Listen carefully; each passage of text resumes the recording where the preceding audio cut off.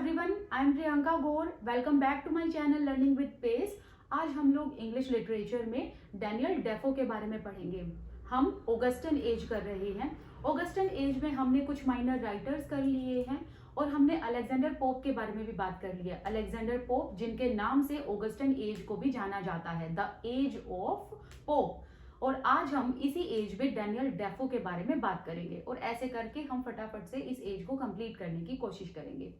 चलिए शुरू करते हैं डैनियल डेफो के बारे में। डैनियल डेफो, इनका लाइफ स्पैन रहा है फ्रॉम 1660 टू 1713। बहुत सारी जगह पर आपको यहाँ पर 1659 भी देखने को मिलेगा। ठीक है, अब आप इन दोनों में से कोई भी करेक्ट मान सकते हो, क्योंकि जब ये पैदा हुए थे हम लोग तो थे नहीं वहां पर, तो हम लोग तो ऑनलाइन रिसोर्सेज पर ही बिलीव करेंगे। तो इसीलिए आपको अगर 1659 या 1660 कुछ भी मिले आप उसको ठीक मानना। ओके, ये जो नाम है डैनियल डेफो, ये इनका ओरिजिनल सरनेम नहीं है डेफो। इनका ओरिजिनल नेम था डैनियल फो। अब आप सोचेंगे कि फिर डेफो डीई कहां से आ गया। इन्होंने इंटेंशनली अपने सर नेम के आगे डीई लगाया था और बन गया Defoe, because according to Daniel Defoe, जो डेफो साउंड है it sounds like aristocratic name. इनको लगता है कि जो डेफो साउंड है ये एक एरिस्टोक्रेटिक नेम साउंड करता है, इसीलिए इन्होंने फो के आगे डीई लगाया था। तो इनका नाम है डैनियल डेफो। ओके, बट इनका ओरिजिनल नेम है डैनियल फो, बट हम इनको डैनियल डेफो के नाम से अब जानते हैं। ये इंग्लिश ट्रेडर रहे हैं, राइटर रहे हैं, पैम्पलेटियर रहे हैं, एक स्पाई एजेंट का काम भी इन्होंने किया है। इनका जो मोस्ट फेमस वर्क है दैट इज रॉबिन्सन क्रूसो। ये वर्क आया था 1719 में, and this work Robinson Crusoe claimed to be second only after Bible in number of translation. That means कि बाइबल के बाद अगर किसी वर्क का इन न्यूमरस नंबर्स में ट्रांसलेशन हुआ है then that is Robinson Crusoe. काफी फेमस वर्क है जिसके लिए डैनियल डेफो जाने जाते हैं। इन्होंने बहुत सारे पॉलिटिकल ट्रैक्ट्स लिखे। अब इन्होंने बहुत सारे पॉलिटिकल ट्रैक्ट्स लिखे तो उसमें इन्होंने सोशल इश्यूज के बारे में बात की, गवर्नमेंट पर क्वेश्चंस उठाए, पॉलिटिकल इश्यूज के बारे में बात की, जिसकी वजह से he spend a period of time in prison as well. तो इन्होंने कुछ टाइम जेल में भी बिताया है। इन्होंने मोर देन 300 बुक्स लिखी, पैम्फलेट्स लिखे, जर्नल्स लिखे और एक टॉपिक पर नहीं बल्कि डाइवर्स टॉपिक्स पर इन्होंने बात की थी। जैसे कि सुपरस्टिशन पर इन्होंने बात की, पॉलिटिकल इश्यूज को इन्होंने उठाया, सोशल इश्यूज को इन्होंने उठाया, मैरिज के बारे में इन्होंने बात की एंड सुपरनैचुरल चीजों के बारे में बात की। तो ऐसे करके इन्होंने डाइवर्स चीजों के बारे में बात की है, रिलीजन के बारे में इन्होंने बात की है अपने वर्क में। फाइन, इनका जो फर्स्ट नोटेबल वर्क है, रॉबिन्सन क्रूसो इनका फर्स्ट वर्क नहीं है, इनका जो फर्स्ट नोटेबल वर्क है, फर्स्ट वर्क है इनका एन एसे अपॉन प्रोजेक्ट्स। इस वर्क में इन्होंने सोशल एंड इकोनॉमिक डेवलपमेंट की बात की है, इकोनॉमिक इंप्रूवमेंट की बात की है, और ये वर्क पब्लिश हुआ था 1697 में। फाइन, आपको पता है कि जेम्स टू जो थे he flee to France when William of Orange occupied the throne of England during glorious revolution. Glorious revolution हुआ था, William of Orange, William the third जिन्हें कहा जाता है, वो थ्रोन पर आए। एंड डैनियल डेफो ने विलियम ऑफ ऑरेंज का किस तरीके से स्वागत किया। उस टाइम पर डैनियल डेफो ने विलियम ऑफ ऑरेंज के लिए ये लाइन कही, William the glorious, great, good and kind. ठीक है, William the glorious, great, good and kind. ये विलियम ऑफ ऑरेंज के लिए काफी लॉयल रहे हैं। इनके ये लीडिंग पैम्फलेटियर थे। लीडिंग पैम्फलेटियर का मतलब क्या है? देखिए क्या होता था कि जो किंग होते थे या जो मिनिस्टर्स होते थे उनके लिए राइटर्स लिखा करते थे। तो डैनियल डेफो ने विलियम द ऑरेंज के लिए, विलियम द थर्ड के लिए काफी सारे वर्क लिखे, जिसमें इन्होंने विलियम ऑफ ऑरेंज को डिफेंड किया और ये इनके पैटर्न भी थे। ठीक है, इनकी बुक्स को पब्लिश कराने में हेल्प भी करते थे। तो ये इनके जो डैनियल डेफो है ये विलियम ऑफ ऑरेंज के लीडिंग पैम्फलेटियर भी रहे हैं। इन्होंने एक वर्क निकाला था विलियम ऑफ ऑरेंज को, इस वर्क में इन्होंने डिफेंड किया था डैनियल डेफो ने। वो वर्क का नाम क्या है? The true born Englishman. ये वर्क पब्लिश हुआ था 1701 में। इसमें इन्होंने विलियम द थर्ड मतलब विलियम ऑफ ऑरेंज को इन्होंने डिफेंड किया। लेकिन क्यों डिफेंड किया था, रीजन क्या था? देखिए जो विलियम ऑफ ऑरेंज है ना, ये डच बोर्न थे, ये डच बोर्न थे, और इस वजह से जो इंग्लिश लोग थे उन्होंने इन पर अटैक करना शुरू कर दिया था। जो पॉलिटिकल एनिमीज थे इनके, उन्होंने जीनोफोबिया शुरू कर दिया। अब जीनोफोबिया का मतलब क्या होता है? Let's divide this word into two term. ये जो वर्ड है डिराइव होता है दो वर्ड से, जीनोस एंड फोबोस। ठीक है, जीनो या फिर जीनो और फोबिया, एक सेकेंड, जीनोस फोबोस मतलब जीनो एंड फोबिया। जीनोस का मतलब क्या होता है? Stranger, foreigners. ठीक है, जीनोस का मतलब क्या होता है? Stranger, foreigners. और फोबोस का मतलब क्या हुआ? फियर। सो दैट मीन्स एक स्ट्रेंजर या एक फियर से डर।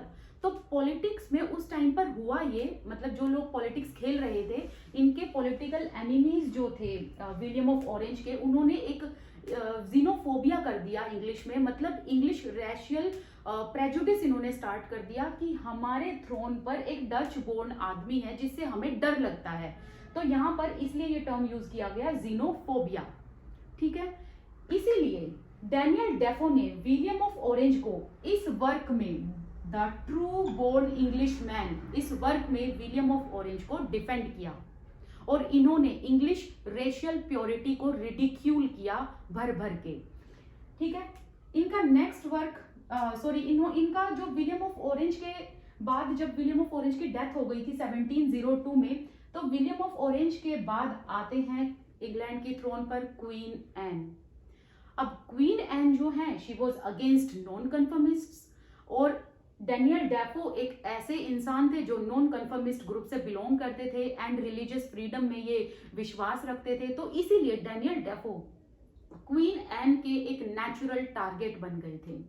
दैट मीन्स कि डैनियल डेफो, जैसे हमने बात की, इन्होंने पॉलिटिकल ट्रैक्ट्स लिखे, तो during the reign of Queen Anne Daniel Defoe ने पॉलिटिकल पैम्फलेट्स लिखे। इन्होंने कुछ ऐसे पैम्फलेट्स लिखे जिसमें इन्होंने गवर्नमेंट पर सवाल उठाए, सोसाइटी पर सवाल उठाए, मिनिस्टर्स पर सवाल उठाए। और उस टाइम पर होता ये था कि डिसेंटर्स या नॉन कन्फर्मिस्ट ग्रुप के साथ बहुत एट्रोसिटी होती थी। So Daniel Defoe wanted to vindicate the views of dissenters, इसीलिए इन्होंने एक पैम्फलेट लिखा। पैम्फलेट का नाम क्या था? The shortest way with the dissenters, जिसका एक और नाम है proposals for the establishment of church. ये वर्क किसने लिखा? डैनियल डेफो ने लिखा। And why he wrote this work? He wanted to vindicate the views of the dissenters. ठीक है, तो वर्क का नाम भी क्या है, पैम्फलेट का नाम भी क्या है? The shortest way with the dissenters, और जिसका एक और नाम है proposals for the establishment of the church. Fine. अब इस वर्क में डैनियल डेफो ने गवर्नमेंट पर सवाल उठा दिए, जिससे क्वीन एन को बहुत गुस्सा आया। एक चीज और है यहाँ पर बहुत मजेदार जो सुनने वाली बात है, डैनियल डेफो ने ये वर्क एनोनिमसली पब्लिश किया था, मतलब इसमें इन्होंने अपना नाम नहीं लिखा था। डैनियल डेफो ने इस वर्क को एनोनिमसली पब्लिश किया। अब जो क्वीन एन है वो इस वर्क से काफी ज्यादा भड़क गई। अब क्वीन एन ने इसके ट्रू ऑथर का पता करवाया, तो बाद में पता चला कि डैनियल डेफो इसके ऑथर हैं।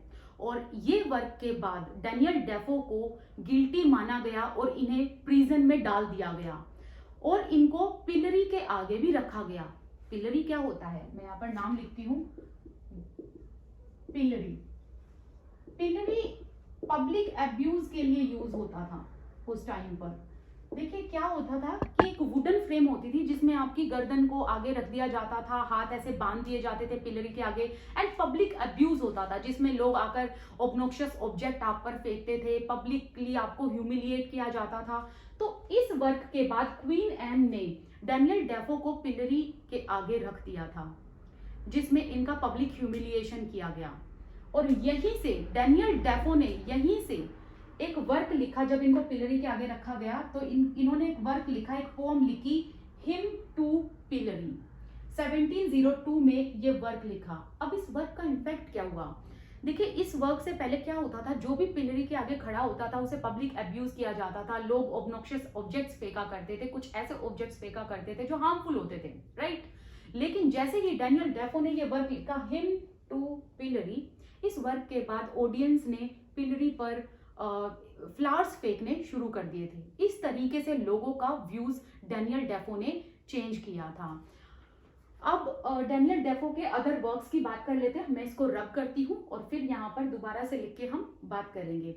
मैं यहाँ पर ऑलरेडी इसीलिए लिख रही हूँ क्योंकि मुझे बहुत सारे स्टूडेंट्स ने डिस्कस किया था, क्योंकि पहले मैं क्या करती थी, प्रीवियस वीडियोस में मैं लिख के आप लोगों को समझाती थी, जिससे आप लोगों का टाइम बहुत वेस्ट होता था। तो मुझे काफी सारे स्टूडेंट्स ने ये सजेशन दिया था कि मैम ऑलरेडी व्हाइट बोर्ड पर लिख दिया करो, जिससे ना तो कोई टॉपिक छूटेगा और जो चीज मैं बोलना चाहती हूँ वो यहाँ पर आपको नोट्स के फॉर्म में मिल जाया करेगी। ठीक है, फाइन। चलिए मैं इसको एक बार रब कर देती हूँ। रॉबिन्सन क्रूसो को जब इम्प्रिजन कर दिया गया था, फिर इनको अगले ही साल निकाला गया, तो 1703 में जब इन्हें प्रिजन से निकाला गया, उस टाइम पर विद इन अ वीक इन्होंने ये देखा कि लंदन में बहुत बड़ा एक स्टॉर्म आता है, एक टेम्पेस्ट आता है, जिसकी वजह से काफी सारा नुकसान हमें इंग्लैंड में देखने को मिलता है। और कुछ ऐसे एरियाज जो सी कोस्टल एरियाज थे, वहां पर बहुत सारे लोग मर जाते हैं, फॉरेस्ट डिस्ट्रॉय हो जाते हैं, ट्रीज डिस्ट्रॉय हो जाते हैं। तो हमें उस टाइम पीरियड में एक नेचुरल डेवास्टेशन देखने को मिलता है ड्यू टू द टेम्पेस्ट। और इसी चीज को सब्जेक्ट बनाकर इन्होंने अपने नेक्स्ट वर्क को लिखा द स्टॉर्म, जिसमें इन्होंने टेम्पेस्ट के बारे में लिखा and how he defined Tempest. He said the Tempest that destroyed forests and trees all over the England. और ये जो वर्क है, ये वर्क आया 1704 में। इस वर्क के लिए कहा जाता है that this work is the world's first example of modern journalism. इसी टाइम में 1704 में इन्होंने एक पीरियोडिकल निकाली, a periodical of the affair of France, जिसे आप शॉर्ट नेम रिव्यू के नाम से भी जान सकते हैं। इस पीरियोडिकल का नाम कई जगह पर और रिव्यू भी लिखा होता है। ये पीरियोडिकल डैनियल डेफो की थी। इस पीरियोडिकल में इन्होंने स्पेनिश सक्सेशन की बात की, हार्ले मिनिस्ट्री को सपोर्ट किया। हार्ले मिनिस्ट्री जो क्वीन एन के टाइम पर एक ब्रिटिश गवर्नमेंट मिनिस्ट्री थी और जिसके हेड थे रॉबर्ट हार्ले, उसको इन्होंने सपोर्ट किया था। रॉबर्ट हार्ले पहले विग थे, फिर बाद में टोरीज बन गए थे। इनका नेक्स्ट वर्क 1709 में आया, the history of the union of great Britain. देखिए इस वर्क में इन्होंने यूनिफिकेशन की बात की। यूनियन एक्ट जो हुआ था 1707, उस एक्ट के बारे में इन्होंने बात की and this is the first work जिसमें यूनिफिकेशन की बात हुई है। नेक्स्ट है द फैमिली इंस्ट्रक्टर, 1715 में ये वर्क आया। फिर 1719 के बाद और 1719 से 1724 तक इन्होंने नॉवेल्स लिखने शुरू कर दिए। रिलीजियस कोर्टशिप इनका नॉवेल आया 1722 में। Everybody's business is nobody's business, ये आया 1725 में इनका work. The complete English tradesman, ये वर्क इन्होंने 1726 में लिखा। अगर आपको याद हो तो हमने पहले क्या बात की थी कि जो डैनियल डेफो हैं ये एक ट्रेडर भी, इन्होंने बहुत सारे वर्क में ट्रेडर्स की बात की, जिसमें इन्होंने ब्रिटिश ट्रेडर्स को सुपीरियर बताया। जैसे कि ये वर्क है द कंप्लीट इंग्लिश ट्रेड्समैन, इसमें इन्होंने ब्रिटिश ट्रेडमैन को सुपीरियर बताया with the rest of the tradesman जो अदर कंट्री में हैं। नेक्स्ट इनका वर्क आया the political history of the devil, ये वर्क सुपर नेचुरल चीजों पर बेस्ड है। 1726 में इनका ये वर्क आया था। फिर इनका एक और वर्क है the new family instructor, that work was published in 1727। इन्होंने फॉरेन ट्रेवल्स एंड ट्रेड्स पर भी वर्क लिखा है, not only for the British tradesman but इन्होंने फॉरेन ट्रेवल एंड ट्रेड पर भी वर्क लिखा। एक तो ये वर्क था a general histories of the discoveries and improvements, ये वर्क आया 1727 में। फिर इन्होंने एक और वर्क लिखा 1728 में, that was Atlas Maritimus and commercials. इस वर्क के बाद इनको बहुत ज्यादा जान पहचान मिली थी। हालांकि रॉबिन्सन क्रूसो तो इनका लाइक फेमस वर्क है, बट अगर अमंग ट्रेड्समैन के बारे में बात करें, among tradesman he was popularized after publishing these works. Next इनका एक और वर्क है a tour through the whole island of the Great Britain, जिसमें इन्होंने इंडस्ट्रियल रेवोल्यूशन के टाइम पर जो ट्रेड मैन थे उसका पूरा सर्वे किया और उस सर्वे को इन्होंने इस वर्क में उतारा। और ये जो वर्क है ये 1724 से 1727 के टाइम पीरियड में कंप्लीट किया गया। इन्होंने एक लास्ट नोवेल लिखा 1724 में, दैट वाज रोक्साना। इनका काफी इंपॉर्टेंट वर्क है ये, रोक्साना द फॉर्चुनेट मिस्ट्रेस। इन्होंने एक वर्क 1722 में निकाला था, that was a novel mole Flanders, जिसमें इसकी 5 शादी होती हैं। और ये मनी के पीछे बिल्कुल पागल होती है ये लेडी मोल फ्लैंडर्स, और ये मनी के लिए बहुत सारी शादियां करती है। नेक्स्ट इनका एक और वर्क है 1719 में जो आया, रॉबिन्सन क्रूसो। और ये जो वर्क है ना रॉबिन्सन क्रूसो, ऐसा कहा जाता है कि ये रियल बेस्ड स्टोरी है।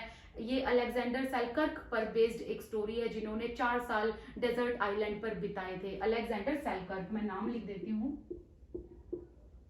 Alexander Selkirk. फिर इसके बाद इन्होंने the further adventure of the Robinson Crusoe लिखा, जिसमें इन्होंने ये नोवेल के खत्म होने के बाद बताया कि रॉबिन्सन क्रूसो के साथ क्या हुआ क्या नहीं हुआ, उसकी एडवेंचरस स्टोरी बताई। ठीक है, रॉबिन्सन क्रूसो जो है, जब ये नोवेल आया इसके बाद एक अमेरिकन पोइटेस एलिजाबेथ बिशप ने भी वर्क निकाला क्रूसो इन इंग्लैंड। ये एक पोम थी, ये किसने लिखी थी? एलिजाबेथ बिशप ने। ठीक है, ये चीज भी आपको ध्यान रखनी है। रॉबिन्सन क्रूसो किसका वर्क है? ये डैनियल डेफो का वर्क है, जो कि अलेक्जेंडर सेलकर्क पर बेस्ड है। एंड इस वर्क के बाद अमेरिकन पोइटेस एलिजाबेथ बिशप, इन्होंने एक पोम लिखी इसी वर्क पर बेस्ड, क्रूसो इन इंग्लैंड, जिसमें इन्होंने बताया कि जब ये नोवेल खत्म होता है उसके बाद क्रूसो के साथ क्या क्या हुआ होगा। तो ये एक इमेजिनरी वर्क इन्होंने एलिजाबेथ बिशप ने लिखा था। आज के लिए आपको जितना मैंने बताया उतना ही इनफ है। हालांकि डैनियल डेफो के और भी बहुत सारे वर्क है, लेकिन जो इंपॉर्टेंट वर्क है वो मैंने आज आपको बता दिए, जो वर्क आपको ध्यान में रखने हैं, जो वर्क आपसे एग्जामिनर पूछ सकता है। आप मेरे साथ टेलीग्राम ग्रुप पर जुड़ना बिल्कुल मत भूलना। मैंने 2 टेलीग्राम ग्रुप बनाए हैं, एक इंग्लिश लिटरेचर के स्टूडेंट्स के लिए अलग से है, उसका लिंक आपको डिस्क्रिप्शन बॉक्स में मिल जाएगा। आप मुझे इंस्टाग्राम अकाउंट पर भी फॉलो कर सकते हैं, वहां पर अपने रिव्यूज रख सकते हैं, मेरे साथ आप अपने डाउट्स वगैरह आप मुझे बता सकते हैं, ताकि मैं आपके डाउट्स को रिजॉल्व कर सकूं। Thank you so much for watching this video. Please take a moment to subscribe my channel and share this video. This side Priyanka Gaur, I wish you all the best, keep learning. Thank you.